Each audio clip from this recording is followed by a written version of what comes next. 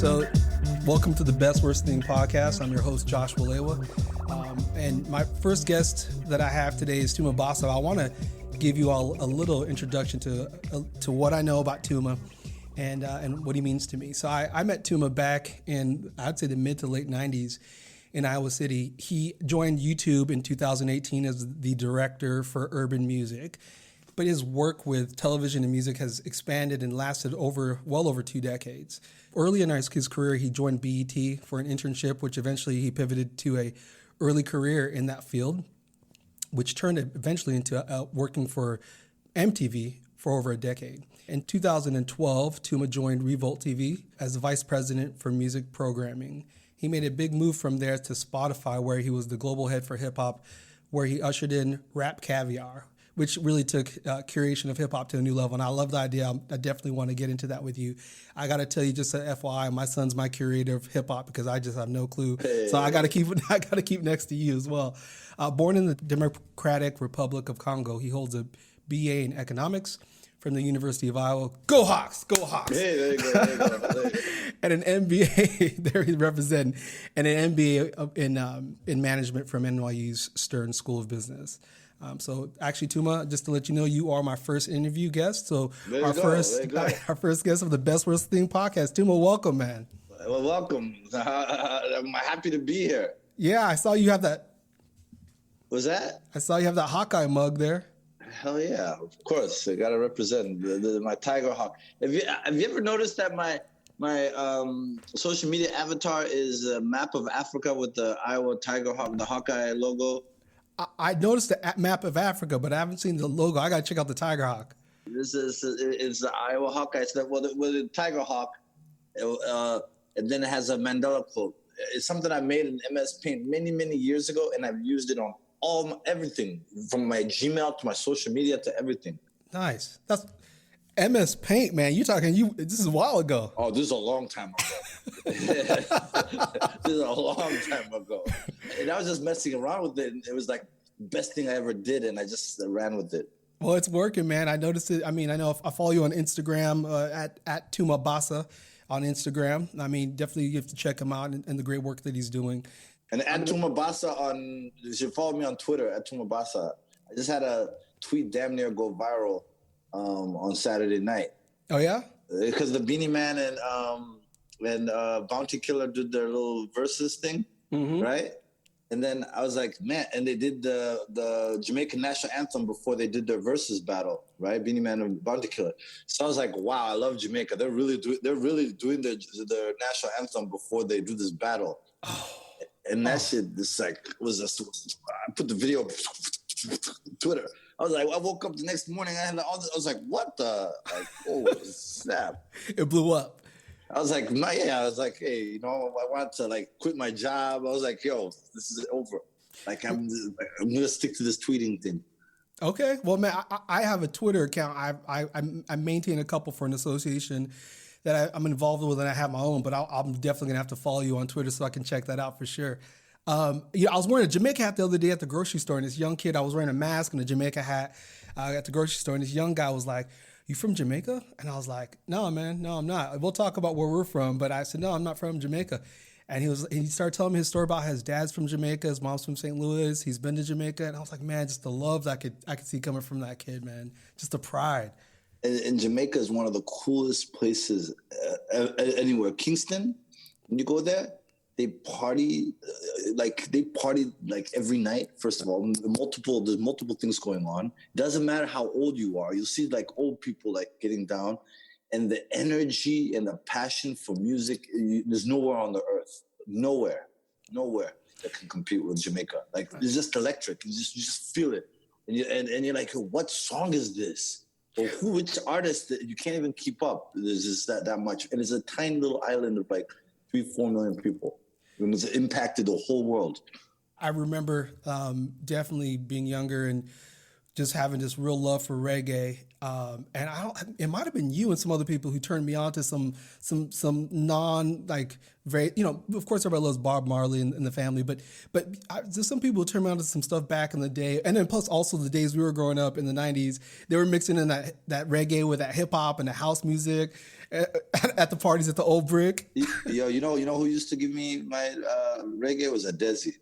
Oh, okay. Desi Nekwuchi. She would buy the CDs, and I remember driving to Pheasant Ridge, and she just to give me the CDs, I would go dub them, and then I would give them back the next day. Oh man! Like literally, I'm like, I'll give it to you in class. Like I remember driving all the way to Pheasant Ridge just to get like about 4 or 5 dancehall CDs. Strictly the Best was one of them. Oh man, listen. Well, shout out to Adesi for sure. Bro, she's big time now. She's like in DC doing big time things. Man, might have to get her on the pod. There you go. Yeah, that would be big. So one of the things that's funny with these podcasts, of course, is, you're first getting into them. You're hoping to get viewership or listenership. And so along with that, I'm guessing is marketing and advertising. So I just went out and got the Rock's tequila. You can see it in my background there. So Rock, when you listen to this one, I know you're going to become a big fan. Why don't you go ahead and holler at your boy and hook me up with some of that Rock money? It's really good though. I have to give him some shout outs. I had some of that this weekend and it's legit. It's legit. All right, man. So let's talk about your days in Iowa City. When I remember you were one of the first person I knew who was in any form of the entertainment business when you went to BET to do your internship, which eventually turned to a job. And so let's talk about your career path a little bit. Do you want to go? Let's go 1 year before that. Let's do that. Let's do it. 1997, a year before BET. If you remember, I spent my neophyte summer, and we'll define what neophyte summer is, in New York, interning for an entertainment law firm. And I don't know if you remember, I took a bus. There was a woman I was thinking about going to law school, and there was a woman at the law school, Camille DeJourna. She was in charge of admissions, and I told her I wanted to do entertainment law, and she said, "Well, you have to go to New York or LA." I was like, "I can't do it from here." And she's like, "No," right? And I remember do you remember Rollin? Yeah. Of course, man. The hustler, man. Rollin's daughters are big time. They're a duet called Sorati Scientists of Rock Nation. Nice. Do you remember he had a little baby, Zaire? We had with the Filipino. His wife, the mom was Filipino lady. A long time ago. Yeah. So Rollin he used to be a rapper. I remember we used to always talk about like the music business, et cetera, et cetera. And his daughters, they're grown. They're like 20 something years old. Like they're known, like millions of followers on Instagram and Twitter. Like it's they live in LA. But what happens is, I'll never forget, Camille DeJourna said, "No, you got to go to New York or LA." And she had a classmate in law school who was LL Cool J's lawyer. She was like, "Here, write her a letter. This is her address." So I wrote a letter. And then I wrote and I did research and I applied for internship programs in different places. I didn't get anything. And then Marcus Mangum had hooked me up with a job at Fry's Barbecue and Grill near Sycamore Mall. Okay. And it went out of business. All right. Wait, was that the place they used to deliver barbecue? Marcus was the manager. I remember I ate a lot of barbecue back then. The hookup. The hookup. Yeah, exactly. So because of all those hookups, it went out of business. Yeah. So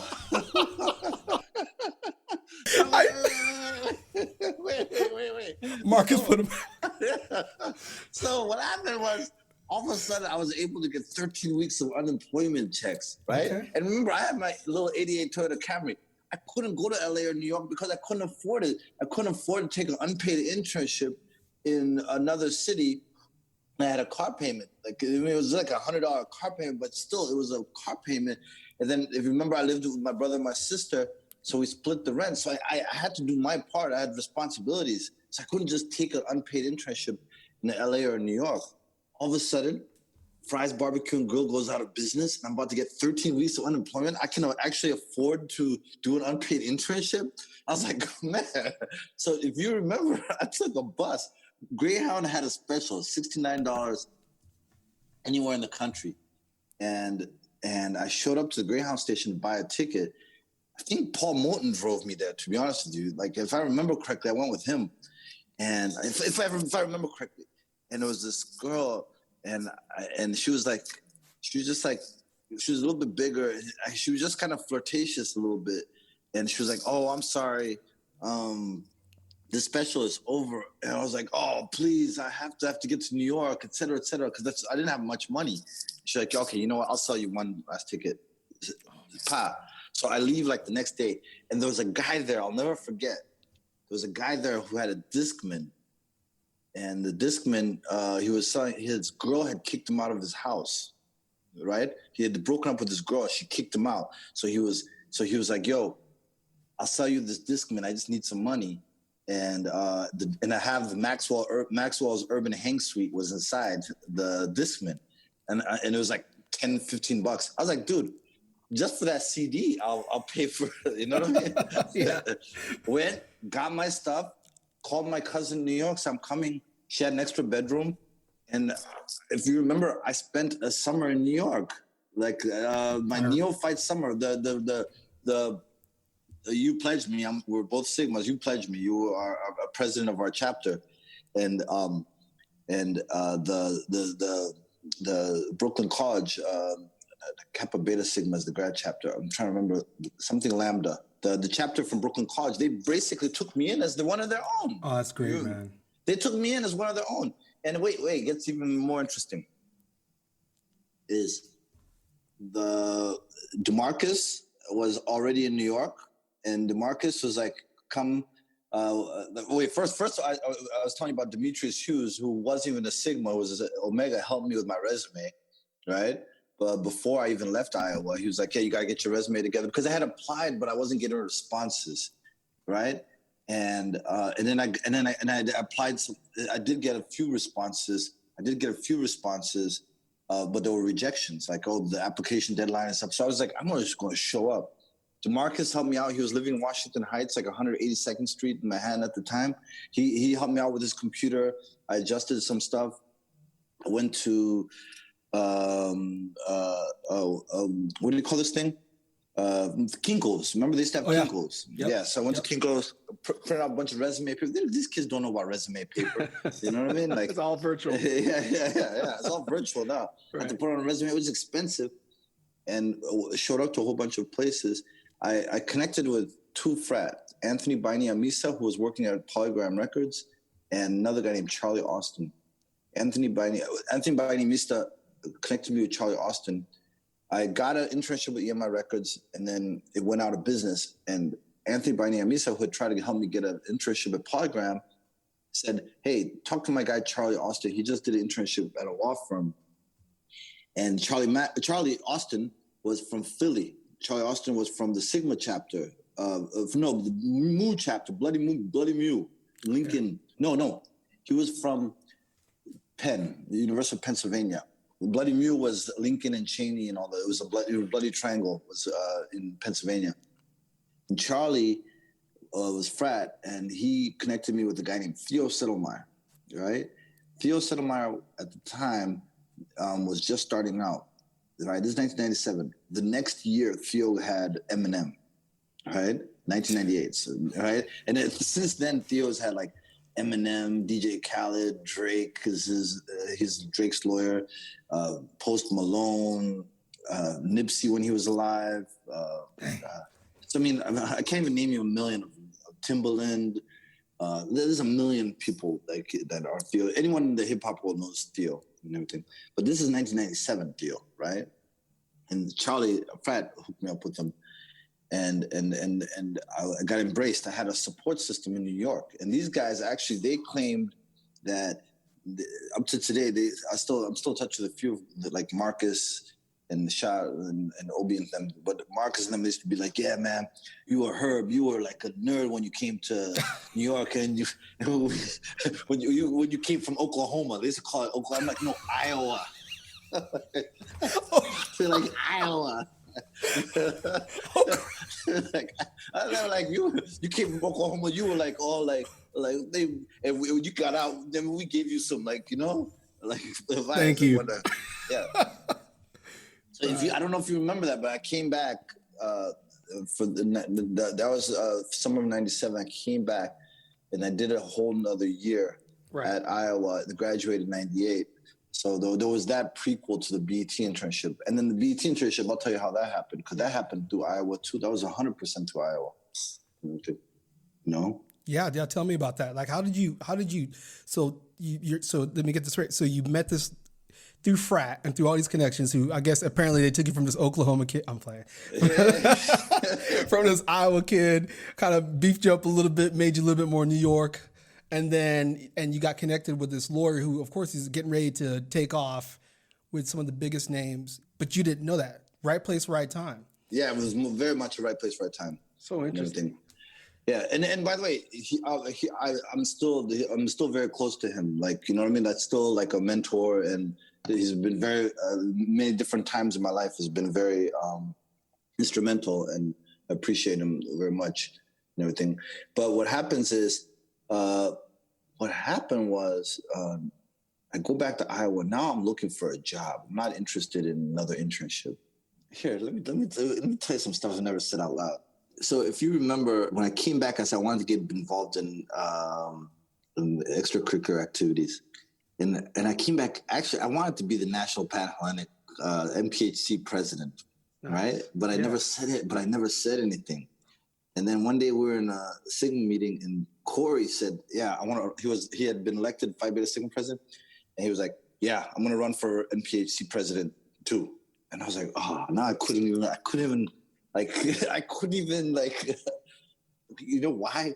Because the semester before I had attended the MPHC, I had attended something, and Mary Sue Coleman was the president of the University of Iowa. Yep. And she had all these student leaders, and then I went there to represent MPHC just because by default, like there was no reason, right? Like, you know what I mean? There was just like, hey, I think it was you who said, hey, can you attend? We need some representation.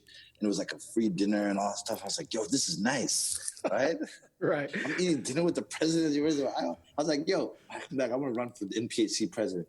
And then Corey said it before I even ever said it out loud. So I'm to say, this is my first time saying it out loud. You're giving me an exclusive. Yeah, I appreciate it. Pew, pew. Who was the president? It was Corey. I think it was Corey. Yeah. Yeah, it was Corey. So for folks who are listening, in our fraternity, we had several sets of twins who came through over the years. I started in the fraternity in 94. My brother Joseph joined years later. Corey and Courtney, who are from Waterloo, Iowa, they live in different places in the country now. Were also later leadership. And so we all kind of came into the organization, Phi Beta Sigma fraternity. Didn't Marcus have a twin? And Marcus Mangum had a twin. His twin pledged somewhere else, but so we had a lot of twins in our chapter. So that's the confusion there. But I believe it was Corey who ended up being. Yeah, it was Corey. Yeah. So I'll never forget my heart sinking in that meeting. Like, damn, man. It's like, I wanted to run, but I couldn't, because we had a code where we all worked together. And even with other frats, we never had parties on the same days. Like if a frat had a party at the Old Brick, one day we had an agreement that we wouldn't throw an event, so we wouldn't cannibalize their audience. So we were a very strong pack. So what I ended up doing was,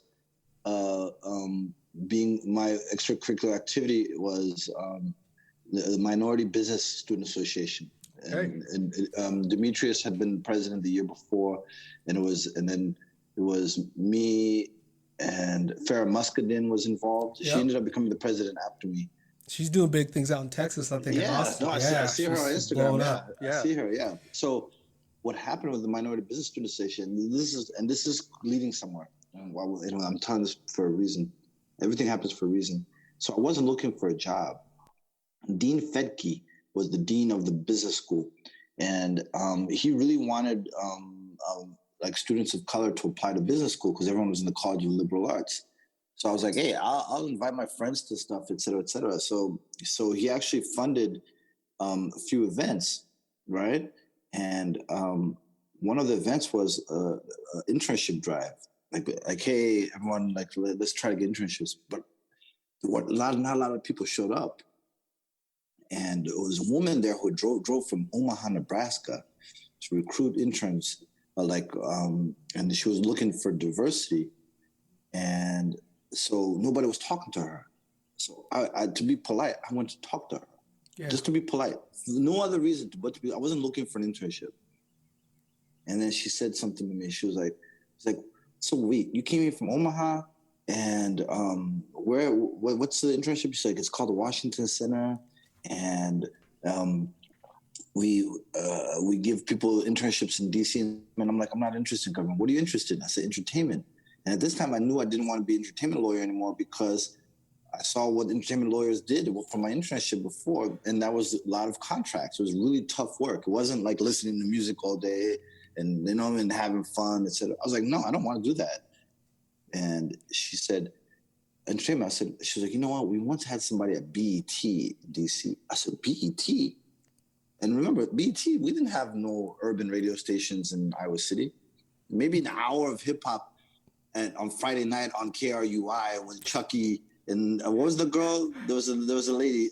She was AKA. She used to have a radio show, and then Chucky joined her. I remember that. Yeah. You remember her? Yeah. And then it was like, we watched BET. That's how we got like black music. That's how we got our music. BET was critical in Iowa if you wanted black music, for sure, especially in the 90s, for sure. Yeah. So I was like, BET? I was like, okay, can I give you a card? She's like, all right, cool. Talk to Dave Fitzpatrick. Oh man, I'm trying to remember details. What's the building where the registrar is right next to the business building? Where you do the registrar. I forget it. You know the building. If you saw it, you know it. Calvin Hall or Jessup Hall. Way down the student union. The student union is down the hill. Yeah, it's on the right side. Yeah, it's on the right side. Yeah, it's those little brick buildings. I forgot what those buildings were, but yeah, I know what you're talking about. Yeah. You remember? Okay, that building. So David Fitzpatrick was in there. Jessup? No, it wasn't Jessup. Forget it. It doesn't. It's irrelevant. The name of that building is irrelevant. I went, sat with David Fitzpatrick, and I said, "Hey, I'm interested in the Washington Center." She said to talk to you, and she was like, "Oh," he was like, "All right, apply, get these 2 recommendations, letters, and what you want to do, et cetera, et cetera." And Iowa sends students to DC and takes care of the housing, because housing, I didn't know anybody in DC. Housing was going to be a big deal. And so was going to be just like living, right? Because unpaid internship again. Because I was like, don't want to do another internship. I did 2, 1.5, because the EMI didn't work out because they went out of business while I was there. And then the entertainment law firm, Cutler and Settlemeyer. Pow! I apply and I get it. I get the Iowa one. But the problem was I was graduating. So they did a trick where I got to March in May, but then my technical graduation would be like in August so that I could receive academic credit during that summer. That's great. So that's why it's so important to talk to these guys, like especially sponsors or mentors or elders. Or you think that it's not important. It's so important. They're the ones who give you those jewels. Camille, DeJorna, you know what I mean? Anthony Biden and Misa, Charlie Austin, Theo Settlemeyer, David Fitzpatrick, all these people just give me Demetrius, even though he was my age, give me these little jewels. And and even the NPHC thing not working out actually worked out perfectly, because that wouldn't have happened if I'll give you another one. Do you know that? Remember Veronica Williams? Remember Precious? Do you remember? Yeah, no. That's Bohannon. Precious. Bohannon. The Bohannon. Yeah. There's Bohannon. There's Precious. There's Precious Bohannon and Precious Muhammad. Mm-hmm. Veronica used to walk around with a camcorder. She's from Waterloo, and she used to be with Corey and Courtney all the time. Okay. And she used to always have a camera. Well, okay. Long story short, the other thing that happened was so interesting. Was never forget this, is the Disney World guys were recruiting on campus. Like, you go spend the summer at Disney World, and I sat with them, and an interview, like dressed up, what I was telling them, I was so passionate. I was like telling them all the stuff that I did and all the stuff I wanted to do. And then they were like, oh, wow, they looked very impressed. And then I went to, but one of us was an alpha. I was a sigma, and it was on my resume. He's like alpha. And then I bumped into him after the interview in the student union. Like, he was young. And then he said something to me. He said, on the low, he was like, hey man, you did really well. We were really impressed. I was like, oh really? You think I got it? Because I was going to spend the whole summer in Orlando working, not interning. He said, dude, he's like, you don't want this. You're going to be in a mascot uniform all thing. He said Greek to Greek. He said to me on the low, Greek to Greek. Greek to Greek, you don't want this, man. This won't help advance you. Go get something better. He gave me a little tip off the record. I don't even remember this man's name. He was like, Greek to Greek, you don't want this, man. Like, I was so excited because I thought, oh, Disney, this is going to be great for my resume. Oh, he's like, no, man, you don't want this. And I was like, wow. He just helped me dodge a bullet. Oh. And that's how I got to BET, literally, because I focused on the unpaid internship with BET. The University of Iowa gave me a stipend. I was given housing with all the other students. There were other students, Lana Zach, who is now a reporter for the ABC News. She was one of the interns. One of my best friends in life, I met him there. My apartment was here, and his apartment was across the hall. And both of us interned at BET, and we were both broke. And literally, when you're broke, like broke, like I'm talking about, like you don't have money for food, broke. That's when you find out like who's really gonna, you know what I mean? Yeah. Be there. And he was one of those guys. Like I'd have a can of beans, and that's all we had was bread and can of beans. And we'd open it, we'd split it up. Oh, wow. I'd have a 2 liter of Coke. You drink 1 liter? Just so our stomachs were full, you know, because we had no money, like zero money, no money coming in, etc. So that's how that happened. Yeah, sorry to give you all those details, but I knew you know all the people and all that stuff. I appreciate that. You know what's interesting? I always think about like young people who see, you know, somebody at your stage in your career who's doing so well, but they don't know these stories.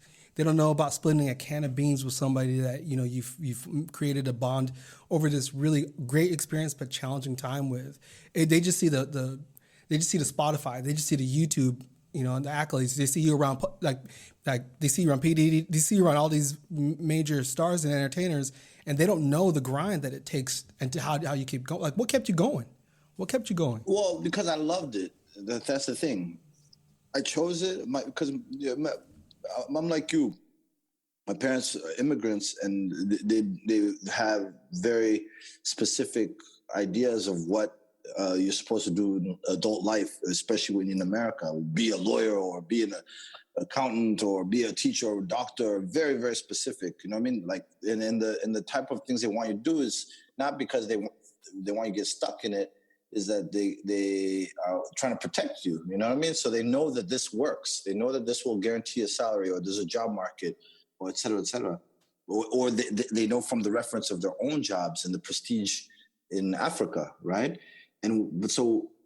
But music was not, at the time, it was a very adventurous selection. Music business, I should say, not music. Especially the hip hop world.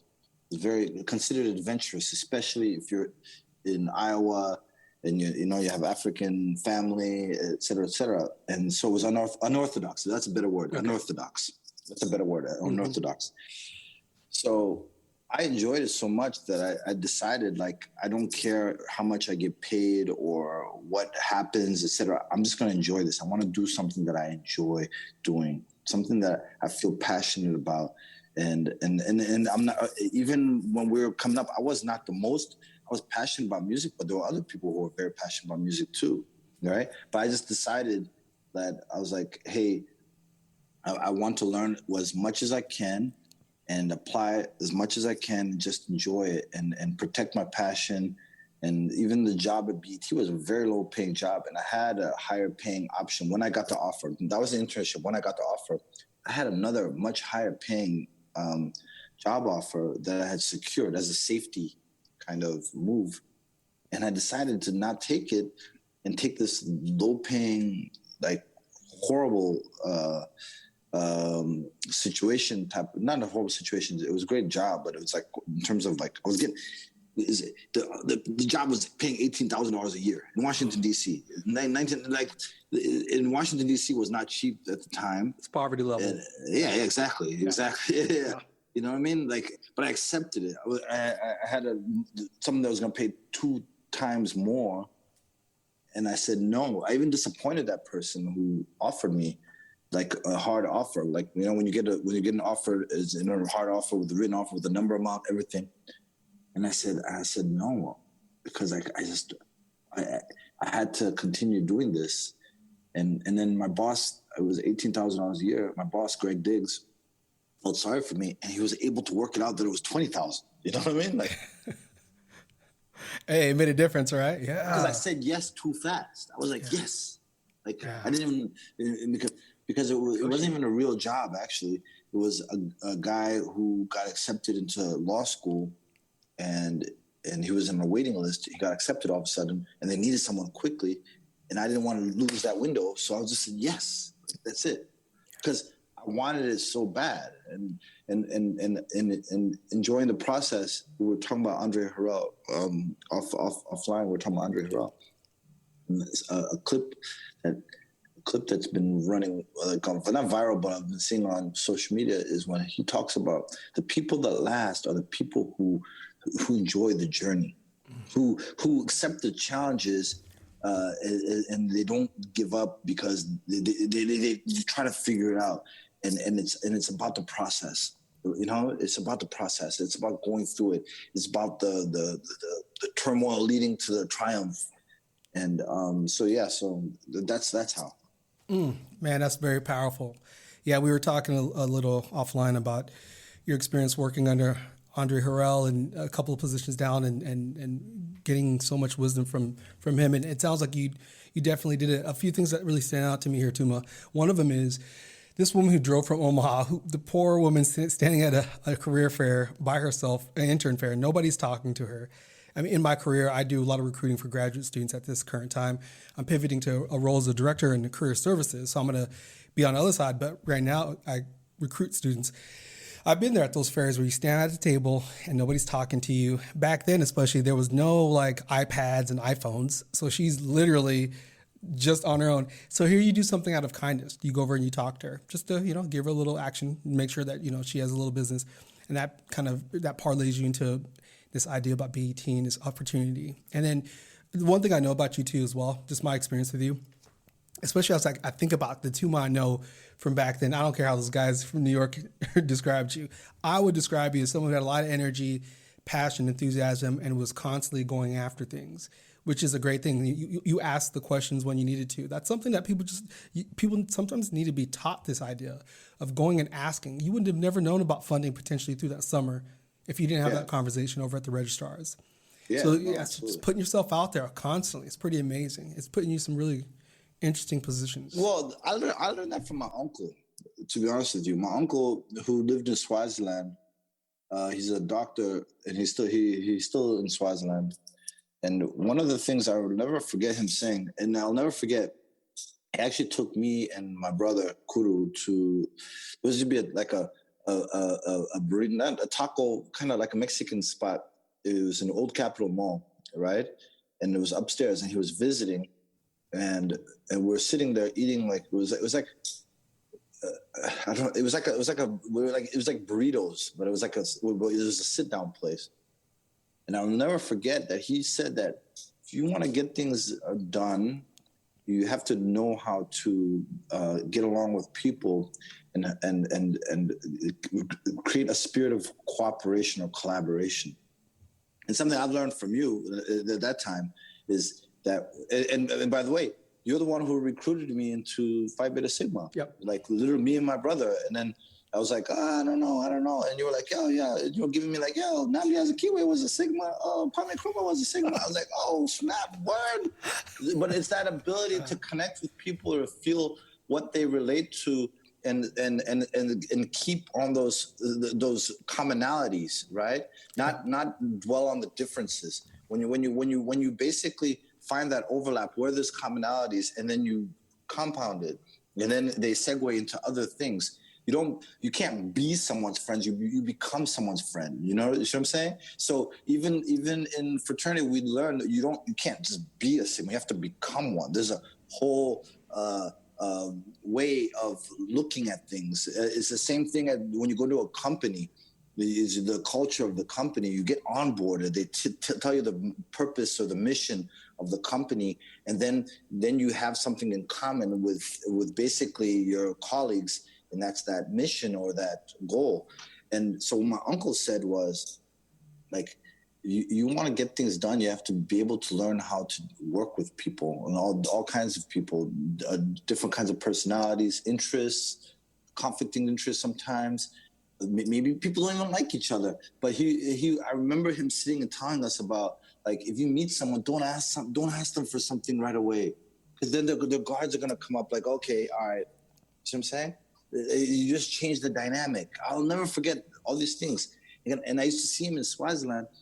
I used to see him, and I couldn't walk a block with my uncle in Swaziland. It's a small little country in southern Africa. And when I grew up in Zimbabwe, we used to go visit, and you can't walk a block because everyone's saying, "Hi, Dr. Rukundo. Hi, hi, hi, hi." And you're like, "Yo, uncle, we have to get to the restaurant. Like, it's just right there." And so I realized something. I was like, okay, all these books and all that stuff I'm gonna learn, but it's people that are going to get anything done or be able to work together. I can't do anything by myself, you know. And we talked about the support system as an intern. Like, that was just to stay alive, like literally, like, you know, and morale, because you're gonna go through stuff, and if you don't have allies or people, soundboards, people you can talk to, you don't have mentors, people who you can get advice so you don't reinvent the wheel, or sponsors, people who can help lend a hand or put in a good word and champion you and or recommend you. Like, there's a difference between mentor and sponsor. People, you know, you don't. So if you have all of that, these are all people. Sorry about that. Those are all people. These are all people. So I'm not putting myself out there just to be out there. It's to stay connected with people who are important to me, and I'm important to them for whatever reason, and to keep that energy, you know what I'm saying, alive. And if somebody is like shady or, you know, I don't want anything to do with that person, and I don't even have to tell them. I don't even have to announce it. I just keep moving. As simple as that, right? But when someone means something, you know, that connection is important, and you know, that's that. Yeah. It's really interesting. It doesn't seem to me like your relationships are transactional. It's not like you have to get something from somebody in order to be connected to them. There's something bigger about that. There's something about you giving, having a relationship, and naturally, I think what comes in return for you, it seems like, has been either support, mentorships. Your uncle just sounds like a wise person and a very well-respected person. So these must have been really impressive people to see, both in your personal, near and dear, close life, as well as people, you know, in the professional world, which is incredible. So here's you kind of started going into this, and well, before we go into this question, I want to just briefly talk about your career now. I mean, I don't know how much you can talk about your career now at YouTube and what you're currently doing, and just to tell the listeners a little bit more about that. So basically at YouTube, I'm director of urban music. So basically anything that has to do, urban in the music business is a euphemism for black music, right? And for because there's lack of a better description to describe the umbrella that R&B, hip hop, Afrobeat, dance hall, you know, gospel, so, you know, there's no drill music. There's no there's nothing that kind of categorizes it the way like Latin music or country. So we call it urban music, right? So anything that has to do with that is basically what I work on. And with YouTube, is big part of my job is that whenever anything that has to do with that world, which is a very influential, very important world in music, right? It's probably the most influential, if you ask me, is that we do it right? That we do right by the people that are behind it, that we do our best to advance the culture, that we're not exploiting or, you know, et cetera. And that the full YouTube is engaged, whether it be YouTube in the press, YouTube marketing, YouTube label relations, YouTube artist relations, publishers, YouTube spaces, which is like people go and film stuff, you know, YouTube oh man, so much. Oh, I can't even, all the international territories, UK, Nigeria, Australia, you know, like that anything that touches that is that we're doing it right and doing right by the stakeholders, you know. So that's a vague description of what I do. And YouTube is, like, in my opinion, one of the most important. It is the most important platform when it comes to reach. You know, when it comes to reach. Actually, not just reach. It's like multi-generational, multi-territorial in terms of every country uses it, and kids and grandpas and it's a huge search engine. People learn stuff from YouTube, so discovery is really, really high. And also people monetize. People make living off of YouTube, right? So trying to figure out how to optimize that people know how to like benefit from their art, their creativity, their craft, their music, their, you know, et cetera, et cetera. And this includes not just individuals, labels too, you know. So that's a vague description of what I do. Oh, that's great. I love your description about urban music being this all-encompassing, almost umbrella term for all things Black and international, not just domestic but also international, which is pretty impressive. You know, it's funny. A lot of my friends will tell you, I'm a YouTube junkie. I watch. Thank you. Yeah, I watch it all the time. Yeah, I'm getting all the ads. I'm keeping you employed and probably making a lot of people money. Skip the ads. Don't skip the ads. Yeah, and making a lot of people money. You know, and so. A long time ago, I have a confession to make for you. You've given me a couple confessions. So this is a lot of years ago. I was in a relationship with a woman, and she called me. She said, "Hey, my tire went flat. I blew my tire out, and I need you to come meet me on 170, which is a highway here in St. Louis. You know, why don't you come out, you know, and help me change this tire? It's me and my mom." I was like, "Oh, okay, cool. Well, I'll be there. Looks like it's going to take me about 15, 20 minutes. You guys okay?" "Yeah, we're good." "All right." Yeah. Man, I never changed a tire before in my life. Oh, you learn on YouTube. You learn on YouTube. I watched that video like 3 times, and then in my car I had it propped up all dangerously in the center console, and I watched it like another 3 or 4 times. And by the time I got there, I just tried to memorize the different steps of the belt, and I did it. I did it successfully. I wouldn't recommend that for anybody listening, but I've done it, man. No, yeah. We've heard of Olympians who learn how to throw javelins off of YouTube. In India, job listings, people put them on YouTube, and people search on YouTube for available jobs. Because India, it's like YouTube is like, you know, well, every country, but especially India. Yeah. And so there's a lot of learning that happens on there, and and I think it's kind of. It's like a library almost, you know. There's so, even music videos, like there's so much on there. Like, you can be on there for all day if you wanted to. Oh, I spend a lot of time on there. It's hip hop music in particular. You know, my son, I mentioned earlier, he's 21 and he's finished his junior year. Can you imagine? Old. I know. Yeah, wow. You know, when he was a baby. Yeah. Wow. So, you know, Harold, you know, I talk to him. I'm like, so what's the newest music? He tells me. I go right to YouTube to find the artist, to find their music, you know, and learn a little bit. And it's interesting. Sometimes people be like, how do you know about this stuff? And I'm like, I don't know about it. I have a son who does this. He keeps me with the culture, you know. And there's some really talented, amazing stuff that I thought I would never like. And I listened to a bunch, and I ended up becoming a really big fan of some of these newer artists. Trouble is my favorite hunt for gold. Going one way, is it 2 ways?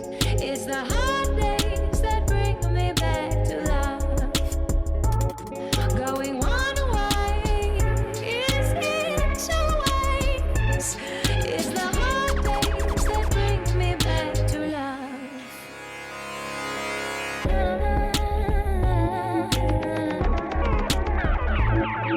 I'm going to shift a little bit here because, as you know, this podcast is called The Best Worst Thing. And I know you and I chatted a little bit about this.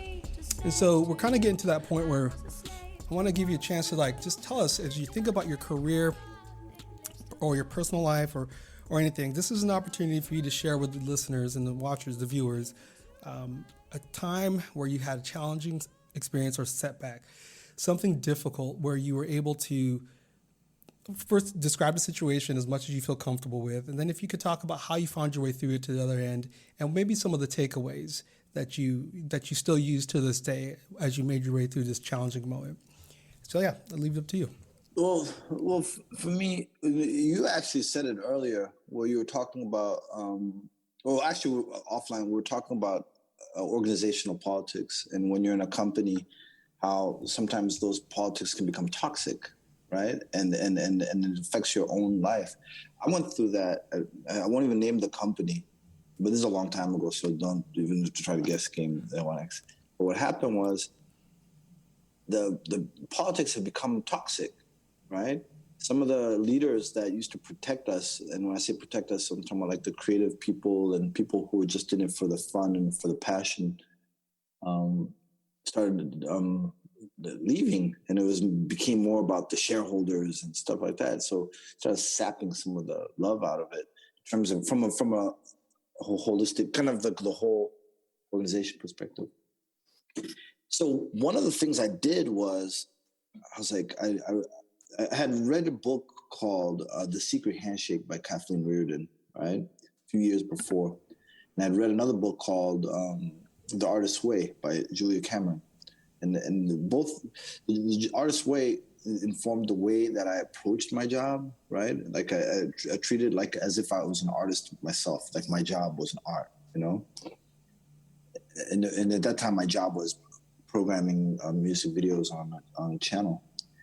And Kathleen Reardon, in her book, The Secret Handshake, talked about reading between the lines and being able to see politics or the different degrees or temperatures, you know, how hot things were becoming, you know, so that you could dress for the weather. Like if it's too toxic, or you better wear the mask and the protective gloves, et cetera, et cetera. If it's not, you know, you can chill, you can let your guards down a little bit, say a few personal things without that information being used against you, et cetera, you know? And so it got really bad. The new management were like, even my own boss was my protector. I could see that she had a hard time even protecting me. Not even just wasn't me. I'm talking about all of us, you know, from some of the things that were happening, the higher ups. So I devised an exit strategy. I had done my MBA, and they used to say your business model is only as good as your exit strategy, right? So I had done my exit strategy, and I'm like, I'm out of here, right? And part of the exit strategy was to work remotely, right? And I worked remotely for 2 years, but from home. Right. This is before. Now working from home is common, but at that time, Skype was brand new, et cetera. But they had a technology called Citrix, which you could do your desktop. You could log in remotely, and I was like, wow, I don't even need to be here because videos were no longer on physical tapes, and so I could watch password protected videos. It was digital. It's like, why am I here? Why am I at the office? Like, I don't need to be here. Pow. I had to, it kind of felt like a self-imposed exile, right? But it was my only way to protect my passion and to distance myself from some of the toxicity that I had been witnessing, kind of from the sideline. I wasn't on the court because it was the higher ups that were kind of like, you know what I mean, in the battlefield, you know? Absolutely. And I learned a big lesson that time. Things didn't work out. That solution at that time was ahead of its time, to be 100% honest with you, because you became more out of sight, out of mind than, you know what I mean? Because meetings were physical, so decisions were being made without you, or they won't even give you a conference call in or whatever, because they were just like doing things fast. And what I learned from it was, and this is going to sound bad, but have a certain level of detachment when it comes to these jobs, is the ability give yourself some room, because I was attached. I was, you know what I mean? It was my identity. My identity was wrapped up in that job. My identity, my personal identity, right, was like fixed. So even when you're talking about relationships being transactional, there were certain relationships only because I had that job. So, and this is a lesson I learned, is that sometimes people just love the chair, the position you're in, and they don't care about you, right? Yep. And you have to learn how to differentiate and how to not take offense, or when you discover, when the litmus test happens and you're not in that chair, and then thing. So it was really hard to leave that job. I left voluntarily. I stayed ahead of it before I got pushed out, to be honest with you.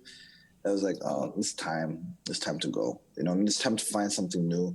And I'm really glad that realization happened. You know what I mean?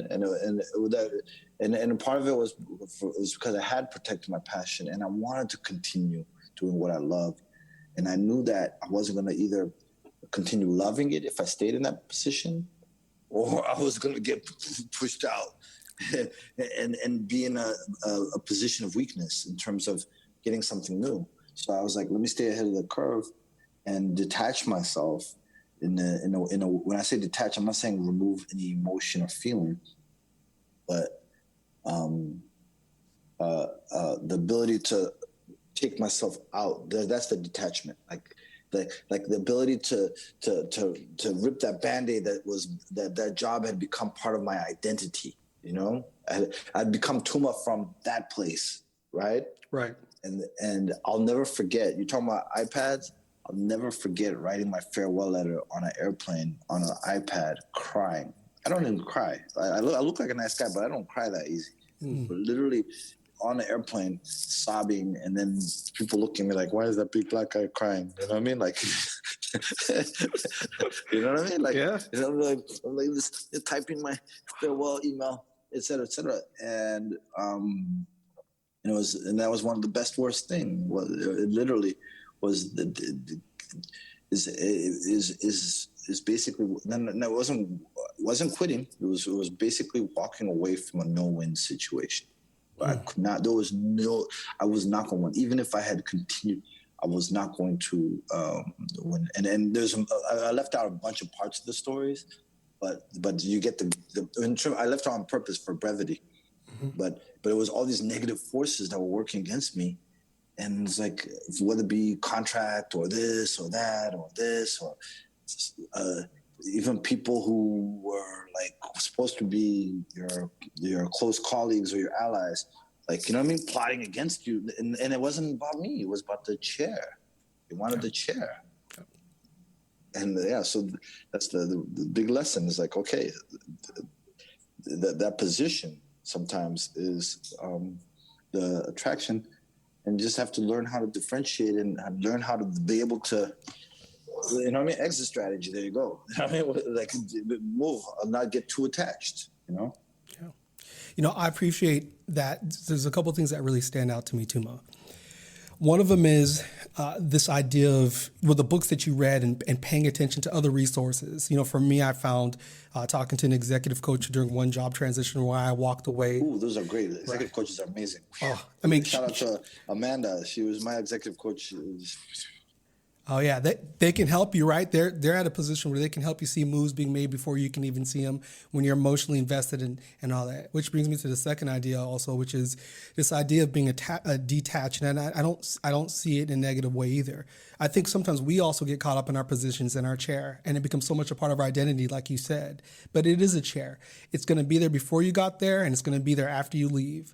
And the one thing I've learned in my career, going through many institutions, my career background being higher education, is that everybody's replaceable. I've seen chancellors, presidents come and go. Right? And so you get so caught up in this, everybody. So for me, you know, Michael Jordan was replaceable. We're talking about, remember Wizards? He was replaceable. The best are replaceable. So, you know, I think I'm just thinking about just things that you shared earlier, tying in, going to a place or working for things and doing things and staying with them because you're passionate and you value them, but realizing when things get too toxic, when is it my move to make to get out of there before I start becoming jaded by it, or before I start failing, or before they remove me for whatever reason. Yeah. And so I think that's a really good point. And then of course the idea of, I've learned, even recently, when I'm taking things so personal and I'm making them really about me, then I'm starting to overestimate my personal importance to that organization or institution. It's really about who I can serve through the work that I'm doing. And whether it's creativity, whether it's this format here, taking on this podcast, because that's really what we want to do here, is we want to give people a chance to really understand and make a connection to your stories and to be like, okay, what are some things I can take away from that? And so I think it's important to be able to be nimble enough to say like, hey, this is not always about me, and there's always another opportunity for me. And by the way, it wasn't about me, because the other people who experience the exact same thing, but it's only because I'm experiencing it from my perspective. So it's easy to take it personal, and that was just a lesson. Experience matters. Experience matters, because once you've gone through that kind of a heartbreak, right? And then after that, you're good. Like, stronger. The next thing, you're stronger and you're more prepared, and you realize, wait, I survived, because you can't even imagine life without that thing, and you're like, wow, I'm okay. Yeah, like I'm fine. Yeah, right. Yeah, that was probably the biggest lesson I've ever. Best worst thing. Well, listen, man, I appreciate you, Tuma. I appreciate you, Josh. Hey, no, I sent you the picture. I was gonna tell you I saw Joseph at the Rose Bowl. Yeah, I got. I think I saw a twin named Joseph who's out in California, and so Tuma. We all went to Iowa. We all played the same fraternity, so there's a lot of common connections here for sure. When I think about you, I'm sure we see each other in a lot of, we see what we're doing in our respective careers, and I'm really impressed with what you do. But I still see the same good guy I met all those years ago that I tried to recruit to the fraternity. You're still a great band. And so, I don't know if I'm even in a position to say this, but I'm super proud of what you are and who you are and what you're doing. And I'm glad that we still stay connected, man, over all these years. Me too. And then it's important. You're important. And you're a big part of like my life, my journey, and also my brothers as well, and it's so interesting. It's very interesting. Like, no, that's okay. We'll talk offline. Okay, I'll end this recording here. But so thank you, Tuma, again. Thank you. No, thank you. This is going to be a great kickoff, and we'll talk a little bit about how we're going to release some of these episodes so people can get a chance. But remember, you should follow Tuma at Tuma Basa on Instagram and on Twitter. And also, I'm starting my TikTok. I'm about to get active on TikTok. Follow him on TikTok. I'm gonna be the oldest person on TikTok. But I'll tell you why I'm gonna be on TikTok is to keep up, and it's not necessarily to act young when I'm not. I know exactly how old I am, but it's for elasticity. Is because that ability to keep up with what different worlds, different generations are up to, et cetera, et cetera. And TikTok is is like one of those places,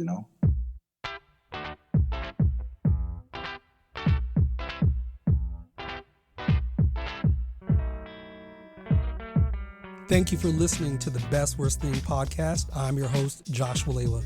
Music is produced by DJ Josh1. You can follow him at Boom Note on Instagram and Twitter, and Josh1 on Spotify. Our episodes are produced and edited by Sam Poira. You can check him out at cooljetsmusic.com. Please download us from iTunes, Spotify, or your favorite platform. And remember to share us with your friends, especially those people you think really need us in their life. Don't forget to give us a 5-star review. Thank you for listening to The Best Worst Thing.